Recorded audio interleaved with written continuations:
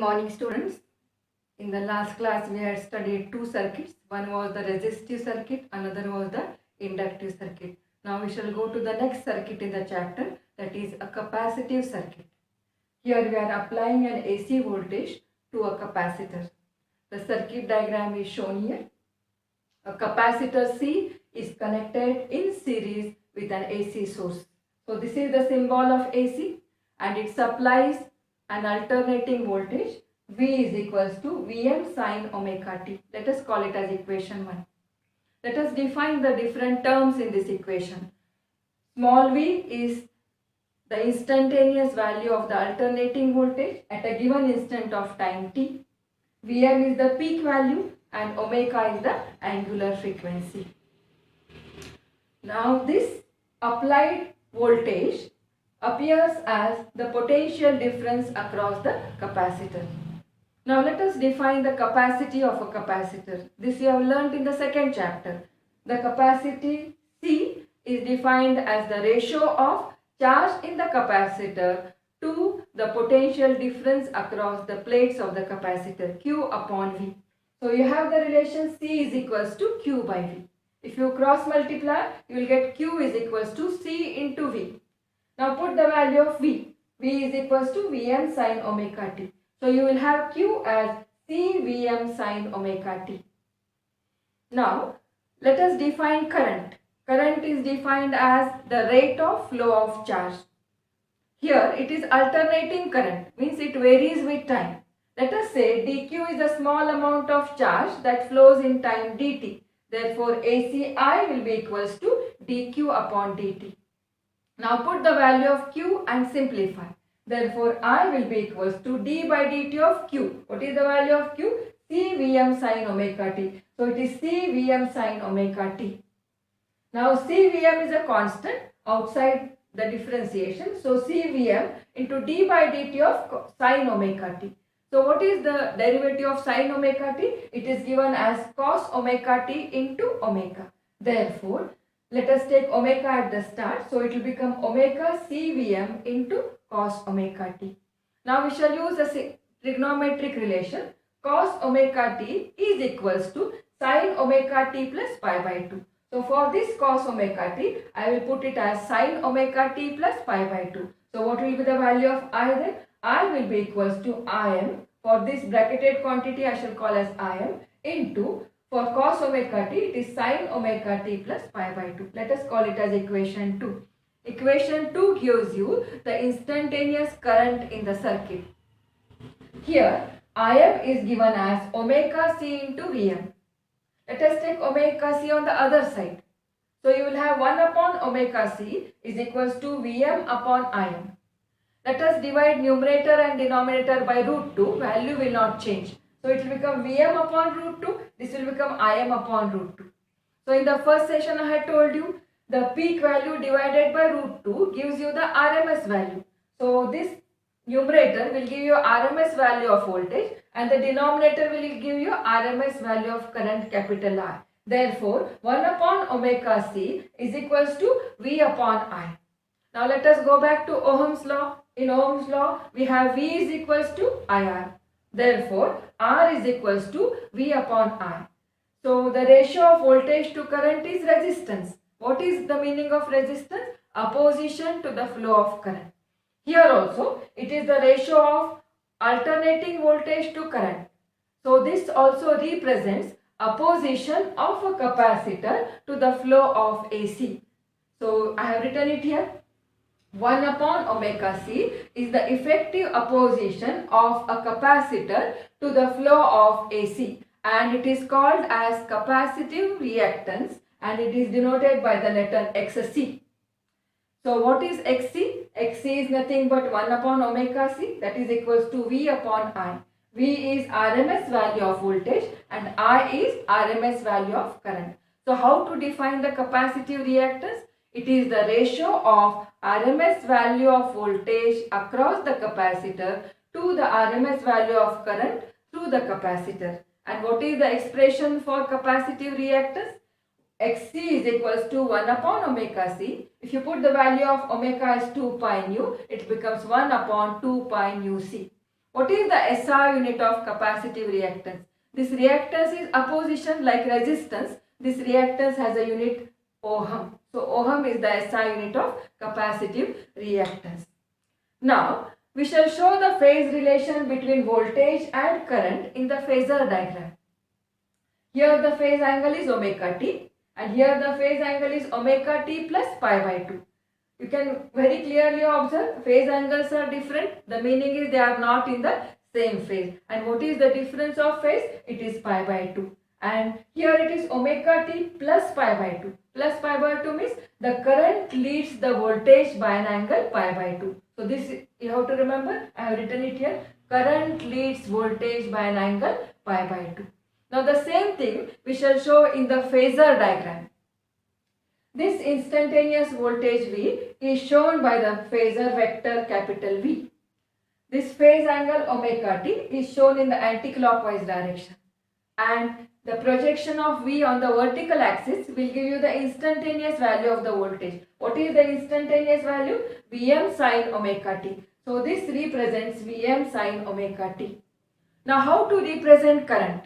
We shall draw a line perpendicular to V. Now you measure the angle in the anticlockwise direction. So anticlockwise direction is your forward direction. So you have to go ahead of V through an angle pi by 2 in the anticlockwise direction. Therefore, I will be represented along this line. So phasor vector I represents the instantaneous current. And its projection on the vertical axis will give you the instantaneous value of the current. What is the instantaneous value of the current? Im sin omega t plus pi by 2. So this projection is equals to Im sin omega t plus pi by 2. This is how you represent voltage and current in the phasor diagram. The same thing can be shown in the waveform like this. So here solid curve gives you the voltage waveform and this is the peak value of the voltage. Now current leads the voltage by pi by 2. Pi by 2 means it is 1/4 of the cycle or quarter of a cycle. So here Vm is the peak value of voltage. Now the current will attain the peak value before the voltage through quarter cycle. Therefore Im will be shown here. So this is the peak value of current. Then you have a sine curve like this. So the dotted curve stands for the current and the solid curve stands for the voltage. So this is about the waveform of voltage and current in the capacitive circuit. So what are the main points you have to remember in the capacitive circuit? First is you have to draw a diagram. Write the value of instantaneous voltage. Then find out charge in the capacitor, product of C into V. Put the value of V. Then find out current in the capacitive circuit. Current is the rate of flow of charge dq upon dt. Put the value of Q. Differentiate and you will get an equation I is equals to Im sin omega t plus pi by 2. Where Im is given as omega c into Vm. From this relation you get 1 upon omega c is V upon I.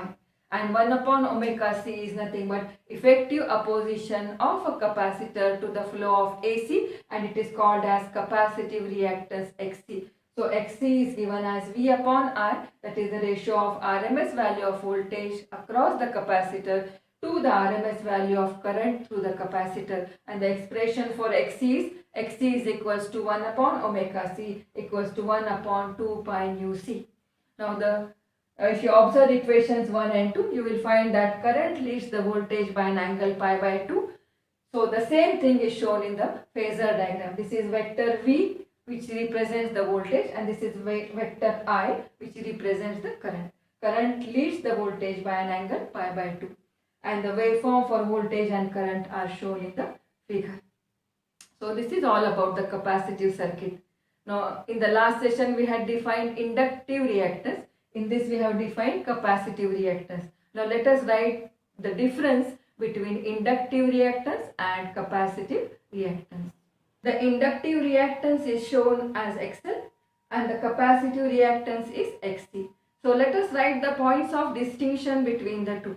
The first point is the definition itself. What is inductive reactance? We have seen that it is the opposition of an inductor to the flow of AC. And what is capacitive reactance? It is the opposition of a capacitor to the flow of AC. Second point is, we shall write down expressions for both.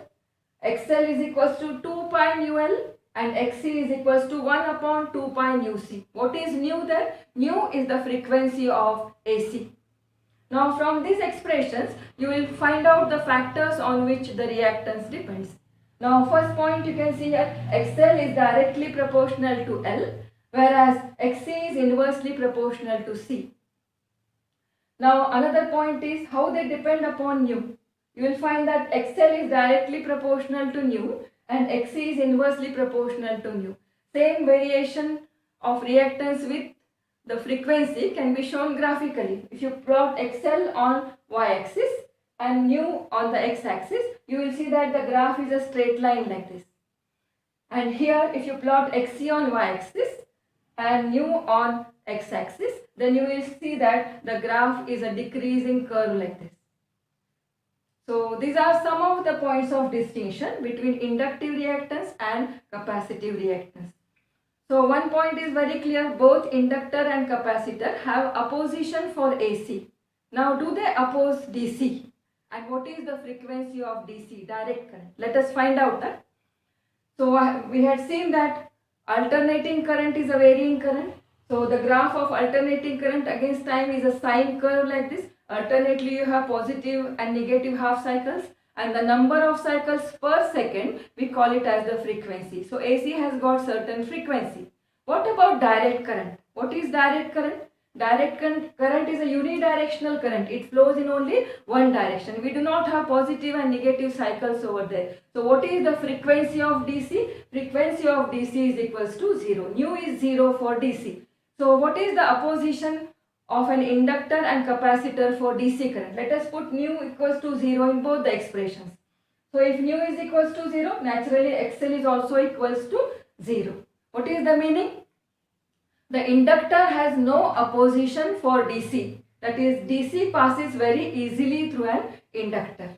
Now in this expression, if you put nu equals to 0, then XC is 1 upon 0. What is 1 upon 0? 1 upon 0 is infinity. The meaning is, the capacitor has got infinite resistance or opposition for DC current. So DC is blocked by the capacitor. So this is how they have opposition for DC current, both inductor and capacitor. Now let us revise the three circuits we have done so far. We have studied so far three circuits. One is the resistive circuit, another we have studied is the inductive circuit, and the third one we have studied is the capacitive circuit. This is R circuit, this is L circuit, and this is C circuit. Let us revise the phase relations between them. So we have seen that in a resistive circuit, both voltage and current are in the same phase. In an inductive circuit, voltage leads the current by pi by 2. And in a capacitive circuit, voltage lags behind the current by pi by 2. These phase relations are very important when you want to study the next circuit. The next circuit is a combination of all the three, R, L and C. It is an LCR circuit. And this LCR circuit is very important from your exam point of view. Usually there will be a 5 marks question on the LCR circuit. So if you want to understand LCR circuit, you should know all the three circuits. You should know the phase relations between voltage and current for all the three circuits. And if you have these basic points in mind, then very easily you can understand the phasor diagram of the LCR circuit. So what are the points we have done today? We have distinguished between inductive reactance and capacitive reactance. First point of distinction is the definition. Then we write expressions for both. From these expressions we find out the factors on which they depend. XL directly proportional to L and nu. XC is inversely proportional to C and nu. Then for DC current, frequency is 0. So XL is 0, means DC current passes easily through an inductor, whereas XC is infinity. So DC current is blocked by the capacitor. And these are the very important phase relations we have studied so far. In a resistive circuit, voltage and current are in the same phase. In an inductive circuit, voltage leads the current by pi by 2. And in a capacitive circuit, voltage lags behind the current by pi by 2. So This is all for today's session. Thank you.